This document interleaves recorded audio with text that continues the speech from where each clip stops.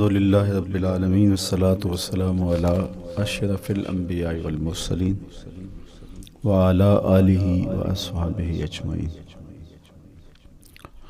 قال اللہ تعالی وتبارک فی القرآن المجید والفرقان الحمید۔ بسم اللہ الرحمن الرحیم۔ لا اقسم بہذا البلد وانت حل بہذا البلد ووالد وما ولد لقد خلقنا الانسان فی کبد۔ صدق اللہ مولانا العظیم وصدق رسولہ النبی الکریم الرؤوف الرحیم۔ اللہم نور قلوبنا بالقرآن وزین اخلاقنا بالقرآن وادخلنا الجنۃ بالقرآن ونجنا من النار بالقرآن۔ قال اللہ تعالی وتبارک فی شان حبیبہ مخبرا وآمرا ان اللہ وملائکتہ یصلون علی النبی یا ایہا الذین آمنوا صلوا علیہ وسلموا تسلیما۔ اللہم صلی علی سیدنا و مولانا محمد معدن الجود والکرم صلاۃ و سلاما علیک یا سیدی یا رسول اللہ۔ میں نے آپ کے سامنے قرآن مجید کے جو کلمات تلاوت کیے ان میں اسی حقیقت کو بیان کیا گیا۔ لا اقسم بہذا البلد، آغاز ہوا شہر مکہ کی قسم سے، قسم ہے مجھے اس شہر کی، پھر وجہ قسم بھی بیان کی، وانت حل بہذا البلد، مجھے اس شہر کی قسم اس لیے کہ محبوب اس شہر میں تو جو بستا ہے، تیرا بسیرا ہے اس شہر میں، اس شہر کی گلیوں نے تیرے قدم چومے ہیں اور تیرے انفاس کی مہک اس کی فضاؤں میں بسی ہے، اس لیے مجھے قسم کہ یہاں تم رہتے ہو۔ اللہ اکبر۔ علماء کے مابین اس بات پر اختلاف ہے کہ مکہ المکرمہ افضل ہے یا مدینہ النبی صلی اللہ علیہ وآلہ وسلم افضل ہے۔ ایک علمی اختلاف ہے، بعض نے کہا مکہ المکرمہ افضل ہے، دلائل دیے، بڑا وزن ہے دلائل میں۔ بعض نے کہا مدینہ الرسول صلی اللہ علیہ وآلہ وسلم افضل ہے، دلائل دیے، بڑا زور ہے دلائل میں۔ لیکن شیخ عبدالحق محدث دہلوی علیہ رحمہ اسی آیت سے روشنی لے کر کے لکھتے ہیں کہ جب حضور مکے میں تھے تو مکہ افضل تھا، جب مدینے آ گئے تو مدینہ افضل ہو گیا۔ جدھر جدھر سے وہ گزرتے گئے مجد و شرف بھی پیچھے پیچھے رہا، چند لمحوں کے لیے ٹھہرے تھے تم جس پیڑ کے نیچے۔ نشور وحدی کا لہجہ دیکھیے کتنا دل آویز ہے، چند لمحوں کے لیے ٹھہرے تھے تم جس پیڑ کے نیچے، سنا ہے آج تک اس پیڑ کا سایہ مہکتا ہے۔ تو مکے میں ہیں تو مکہ افضل، مدینے میں ہیں تو مدینہ افضل۔ تو شرف ان کے وجود مسعود سے ہے، وہ جدھر جدھر سے گزرتے جائیں گے وہاں ہی نور پھیلتا چلا جائے گا۔ اور پیر نصیر الدین علیہ رحمہ کا لہجہ یہاں کتنا خوبصورت دکھائی دیتا ہے۔ ایک بار وہ جدھر سے گزرے ہیں نصیر، ایک بار وہ جدھر سے گزرے ہیں نصیر، بار بار ادھر سے بہار گزری ہے۔ تو کہا کہ قسم ہے مجھے اس شہر کی، یعنی شہر مکہ کی۔ کیوں اس شہر کی قسم؟ وَأَنْتَ حِلٌّ بِهَذَا الْبَلَدِ، کہ محبوب اس شہر میں تمہارا قیام ہے، اس شہر میں تمہاری رہائش ہے، تمہارے انفاس کی مہک ہے اس شہر کی فضاؤں میں، اور تمہارے قدموں کو چھوا ہے اس شہر کی گلیوں نے، اس لیے قسم کہ یہاں آپ رہتے ہو۔ وَوَالِدٍ وَمَا وَلَدَ، اور قسم ہے باپ کی، اور قسم ہے جو اس کی اولاد ہے۔ والد سے مراد کیا ہے اور ما ولد سے مراد کیا ہے؟ تو اس کے بارے میں ایک قول یہ ہے کہ والد سے مراد حضرت ابراہیم علیہ السلام ہے، اور ما ولد سے مراد حضور علیہ السلام جو ان کے فرزند ہیں۔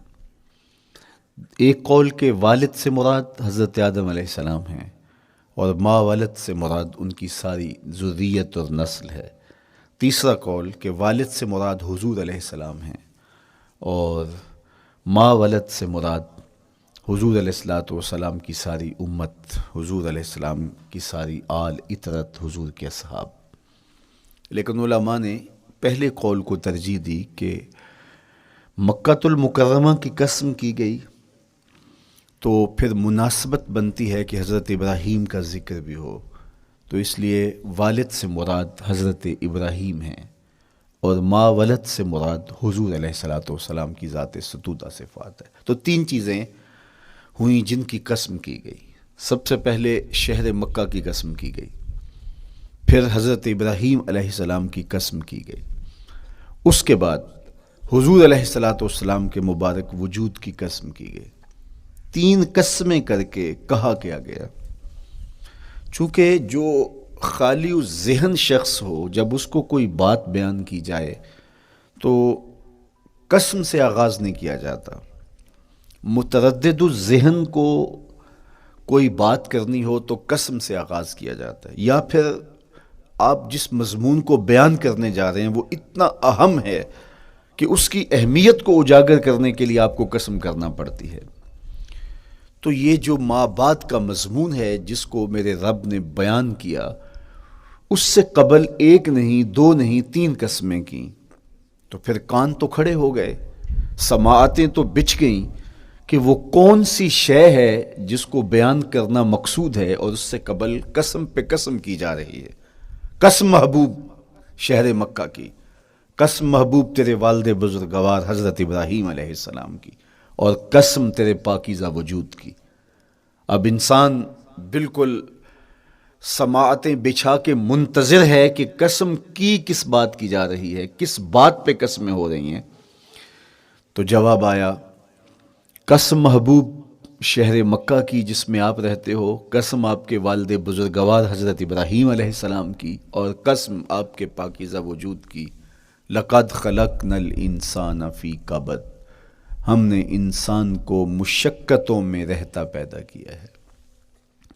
یعنی انسان کی زندگی کے اندر مشقتیں، مشکلیں، آلام، مصائب، حالات کی تلخیاں، سخت مراحل، یہ اس کی زندگی کا حصہ ہے، اور ہم نے اس کو ڈیزائن اس طرح کیا ہے کہ یہ ان ساری مشکلات سے نہ بردآزما ہوگا اور حالات کی تلخیوں کا مقابلہ کرے گا، اور خیر و شر کے ساتھ ساری زندگی اس کا تعلق رہے گا۔ تو یہ اگر سخت جان ہوا تو زندگی میں کامیاب اور بامراد ہوا، اور اگر یہ کمزور ہوا تو پیچھے رہ جائے گا۔ اور اس کے لیے جو قسمیں کی ہیں وہ تین ہیں۔ قسم کا اور جواب قسم کا تعلق ہوتا ہے، یعنی جس پہ قسم کی جا رہی ہے تو جو قسم کی جا رہی ہے اس کا کوئی آپس میں تعلق ہوگا۔ جب پھولوں کا ذکر کریں گے تو پھر اس کے متعلقات ہی بعد میں بیان کریں گے۔ کسی نے کہا تھا جنگل میں کوئی مے خار مرا ہے، جنگل میں کوئی مے خار مرا ہے، اسے انگور کے پتوں کا کفن دو۔ میاں جنگل میں مرنے والے شخص کو کسی اور درخت کے پتوں کا بھی تو کفن دیا جا سکتا ہے، لیکن صاحب مرنے والا مے خار ہے، اور شراب کشید کی جاتی ہے انگور سے، تو اس کو تو ٹھنڈ تب بھی پڑے گی کہ انگور کے پتوں کا کفن دیا جائے۔ تو مناسبات ہوتی ہیں۔ تو اب جب قسم کی گئی تو قسم تین چیزوں کی گئی، اور اس کی جواب قسم سے مناسبت کیا بنتی تھی؟ انسان کو مشقتوں میں رہتا پیدا کیا گیا، حالات کی تلخیوں سے گزرتا ہے، سخت تربیتی مراحل سے اس کو گزرنا پڑتا ہے۔ تو اس چیز کو بیان کرنے سے قبل تین قسمیں کی گئی۔ پہلی قسم میرے حضور کے پاکیزہ شہر کی، مکہ المکرمہ کی، اس لیے کہ مکہ المکرمہ میں دیکھ لیجئے کہ صحابہ اور حضور کے ماننے والوں نے کیسے تلخ زندگی کاٹی۔ شجر اسلام ثمر بار ہوا تو ہمیں تو یہ کھلے ہوئے پھول دکھائی دیتے ہیں، لیکن ہم نہیں بھول سکتے کہ بلال حبشی کی پیٹھ پہ کیسے کوڑے برسے اور احد احد کیسے پکارتے رہے۔ تو ہم اس منظر کو دیکھیں، مکہ کے ان حالات کو دیکھیں، تو اس لیے قسم کی مکے کی، اور پھر حضرت ابراہیم علیہ السلام کی قسم کی، چونکہ حضرت ابراہیم نے جس قدر اذیتوں سے گزر کر کے، مصائب آلام کا سامنا کر کے، حالات کی تلخیوں کا مقابلہ کر کے اپنا راستہ بنایا اور اپنے رب کی رضا پائی، وہ تاریخ کا ایک انوکھا باب ہے۔ اس سے بڑھ کر کیا ہوگا کہ جلتی ہوئی آگ میں چھلانگ لگا دی رب کے حکم کی تعمیل میں، بیٹے کی گردن پہ چھری رکھ دی۔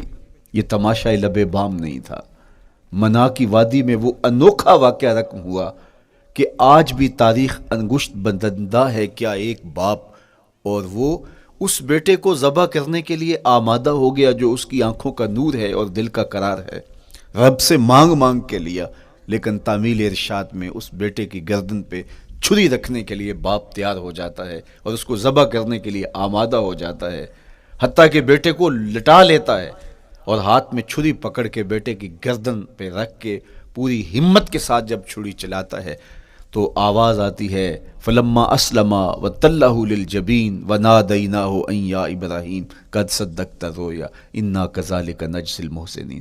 ابراہیم بس کرو، تم نے واقعی خواب پورا کر دکھایا۔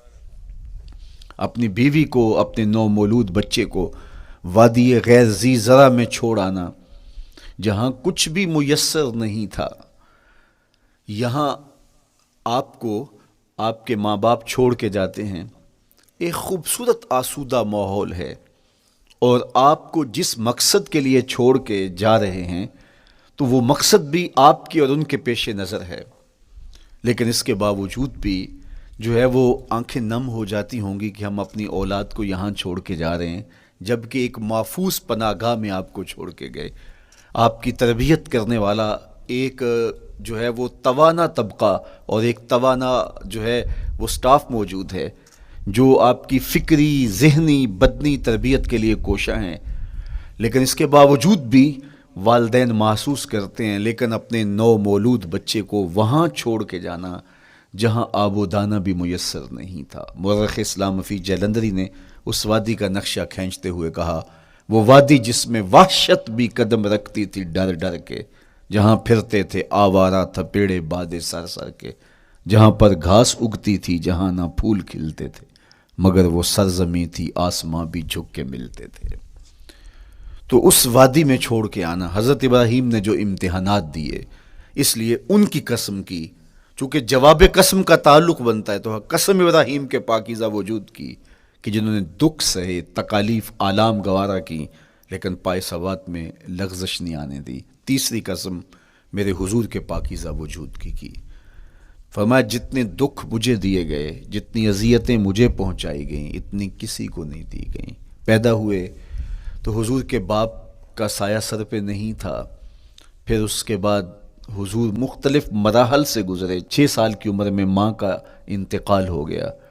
جب راہ حق میں لوگوں کو دعوت رشد و ہدایت دینے نکلے تو جو لوگوں کے رویے تھے اور جو اذیتیں لوگوں نے پہنچائیں وہ ایک الگ باب ہے۔ مکے کی گلیوں سے لے کے طائف کے بازاروں تک جن اذیتوں سے میرے حضور گزرے، ام المومنین سیدہ عائشہ رضی اللہ تعالیٰ عنہ فرماتی ہیں ایک دن حضور کی بارگاہ میں حاضری تھی تو ہم نے عرض کیا حضور کیا احد کے دن سے سخت دن بھی زندگی میں کبھی گزرا ہے؟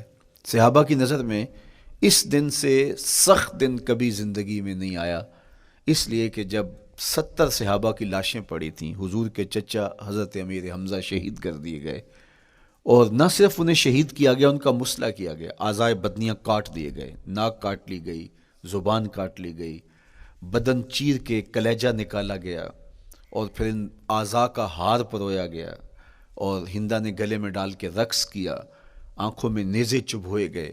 تو یہ دردناک دن تھا۔ تو حضور کے سر انور پہ سفید رنگ کی پٹی بندھی تھی اور چشمان رحمت میں آنسو تھے، اور بار بار فرماتے تھے ما فعل امی، میرے چچا کی کہانی سناؤ۔ تو یہ دردناک دن تھا جو صحابہ نے اپنی آنکھوں سے دیکھا۔ تو انہوں نے کہا حضور کیا احد کے دن سے سخت دن بھی کبھی زندگی میں آیا؟ ان کا خیال تھا کہ حضور فرمائیں گے ہاں یہ میرا زندگی کا مشکل ترین اور سخت ترین دن تھا، لیکن حضور نے فرمایا ہاں عائشہ، جب طائف کے بازاروں میں تیری قوم نے مجھے پتھر مارے تو یہ دن احد کے دن سے بھی سخت